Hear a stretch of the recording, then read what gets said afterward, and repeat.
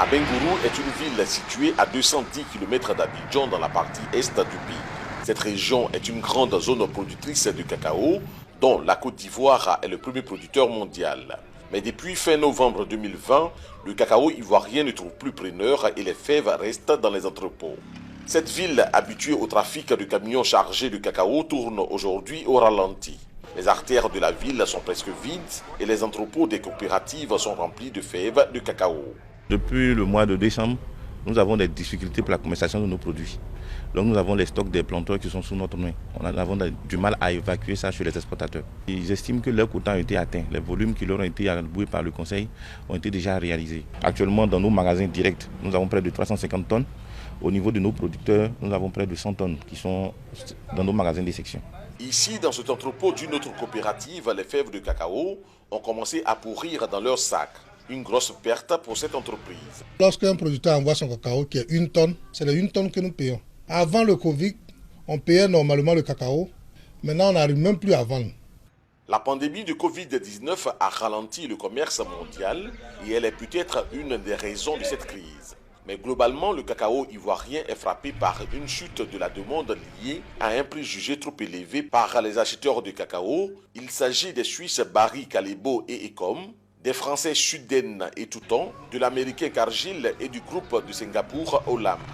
Dans les rues d'Abengourou, la situation est si grave que les camions chargés de cacao ne partent plus. Solange travaille dans cette coopérative. Elle explique que la direction de sa coopérative a dû mettre une partie de l'effectif au chômage technique et peine encore à payer les salaires du personnel restant.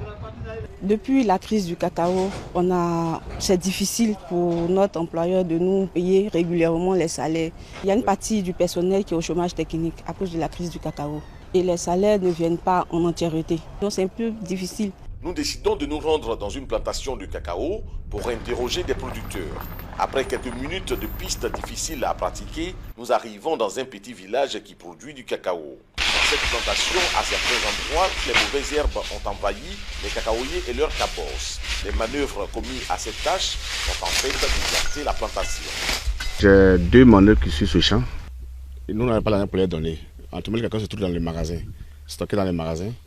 Bon, ils ont abandonné le champ, ce n'est pas encore nettoyé. On devait faire le dernier passage, ils n'ont pas nettoyé. Nous demandons au conseil café cacao, à l'État, de voir cette situation. Parce que si le cacao ne l'achète pas, on ne pourrait pas mettre les enfants à l'école.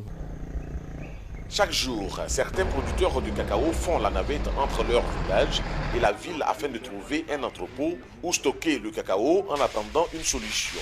Aboulaye Zongo fait partie de ceux-là. Il vit dans un campement situé à plus de 15 km de la ville. Il stocke dans sa chambre ses sacs de cacao. Depuis le début qu'on a vendu le cacao, tous les magasins sont remplis. À Bengourou ici, comme au village, il n'y a même plus de place. Donc on est obligé de dormir avec notre cacao. Afin de comprendre la crise actuelle du cacao ivoirien, nous avons rencontré le directeur départemental du conseil café cacao. Mais celui-ci n'a pas souhaité se prononcer sur un marasme qui semble pourtant évident. Les responsables des coopératives de la région d'Abengourou tentent donc de trouver une solution pour écouler leur cacao. Aujourd'hui, les sociétés coopératives dans la région sont dans l'agonie totale. Aucune société coopérative aujourd'hui dans notre région ne peut lever le doigt pour dire qu'elle arrive à faire des bénéfices. Donc nous vivons une pression très forte, non seulement auprès des producteurs, mais aussi des fournisseurs, de nos partenaires.